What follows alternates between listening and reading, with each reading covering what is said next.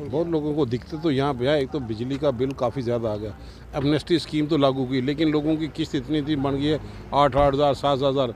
अगर उनके आमदन का जरिया 2-2 ढाई हज़ार है, 8-8 हज़ार पे कहाँ पे देके गवर्नमेंट को रिव्यू करना चाहिए, किसने और बढ़ा दे ताकि गवर्नमेंट का रेवेन्यू जो था वो भी कंप्लीट हो जाए, लोग इंस्टॉलमेंट भी दे पाएँ। इसको रिव्यू करने की ज़रूरत है। वो गरीबी रेखा के नीचे रहने वाले लोग, उनको काफ़ी दिखते हैं। कई जगह पे पानी की समस्या भी उसके साथ काफ़ी जूझ रही है। मोटर जलती है तो 3-3 4-4 दिन मोटर नहीं आती।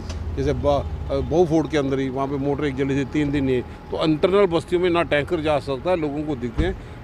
चाहिए सरकार को इस पे फोकस यहाँ पे करें। जो कांग्रेस ने किस तरह की स्कीमें मुतारिफ कराई थी जम्मू कश्मीर में ताकि आम लोगों को रोटी, बिजली, सड़क या पानी की? कांग्रेस ने एडीबी की फंडिंग ली थी, अंडर ईरा काफ़ी लगा है, और उसके बाद ये नए सोर्सेज डेवलप यहाँ पे नहीं कर पाए। लोगों को इस ढंग से दिखते हैं यहाँ पे हैं, और सरकार अनदेखी इसको कर रही है और अपने अपने तरीके से अपना टाइम पास, वही सरकार है। चीफ सेक्रेटरी साहब लंदन है, पीछे किसको हाथ में सरकार है कोई पता किसी को नहीं।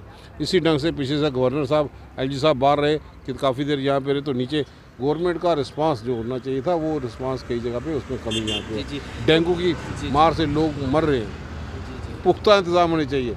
एलजी साहब को चाहिए कि फॉगिंग हो, वार फूटिंग पे हो, लोगों को दिखे कि फॉगिंग के जरिए डेंगू को कंट्रोल करने के लिए सरकार ने कदम यहाँ पे उठाया। लेकिन वो कह रहे हैं कि हमने किया है डेंगू को रोकने के लिए जम्मू में कई इस तरह के कहाँ प्रयास किए पे जा बड़ा वार फुटिंग पे करने की ज़रूरत है। आज भी डेंगू में के कारण कई लोगों की जानें यहाँ पे जा रही हैं। पहले कोरोना के कारण गई, अब डेंगू के लिए सरकार को हम यही दरख्वास्त करते हैं कि सारे काम छोड़ के अकाउंटेबल बनाए।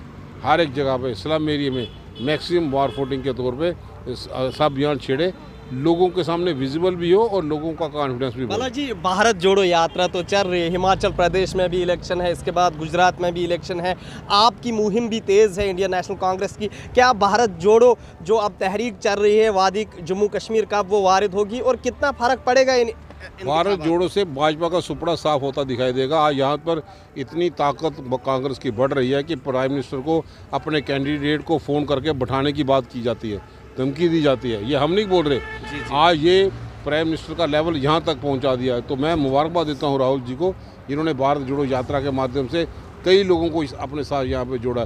वही एक ताकत थी, वही एक हवा थी हिमाचल में, उसकी हवा की आवाज़ जो है वो सुनाई देगी। जी, आखिरी सवाल, जिस तरह से फारूक अब्दुल्ला का कहना है कि अब नेशनल कॉन्फ्रेंस का जो उमर अब्दुल्ला है वो इलेक्शन नहीं लड़ेगा जब तक स्टेटहुड जम्मू कश्मीर में ना आए वापस। देखो, कांग्रेस चुनाव से कभी भागती नहीं है। कांग्रेस का मेन मुद्दा यहाँ पे रहेगा रियासत का दर्जा वापस दे। ये कन्फ्यूजन वाले सिग्नल देते हैं। हाल ही में फाइनेंस मिनिस्टर ने भी कहा कि रियासत का दर्जा फौरी तौर पर दिया जाएगा, लेकिन देंगे कब? अगर हालात अनुकूल है, सरकार और ये लोग जो हैं, मैं समझता हूँ कि खुद भी सेटिस्फाई नहीं है। कौन सी रूपरेखा जम्मू कश्मीर के अवाम को देंगे? 9 साल हो गए, अफसरशाही हावी है, आम लोगों की समस्या का समाधान कोई नहीं। इसलिए हम मांग करते हैं कि फौरी तौर पर चुनाव हो और रियासत का दर्जा भी हमें वापस मिले। बहुत बहुत शुक्रिया। ये थे हमारे साथ कांग्रेस के senior leader, working president Jammu Kashmir Pradesh Congress committee Raman Balaji, जिन्होंने कहा कि भारत जोड़ो यात्रा अब भाजपा के लिए खतरा है और पूरे देश में अब भारत जोड़ो यात्रा में लोग जुड़ रहे हैं। इन्होंने कहा कि जम्मू कश्मीर में जिस तरह से दावे किए गए थे कि रोटी, बिजली, सड़क की फराहमी गाँव तक पहुँचाई जाएगी, लेकिन अभी भी बुनियादी सहूलियातों का फुकदान है। ईटी भारत उर्दू के लिए जम्मू से मैं मोहम्मद अशरफ।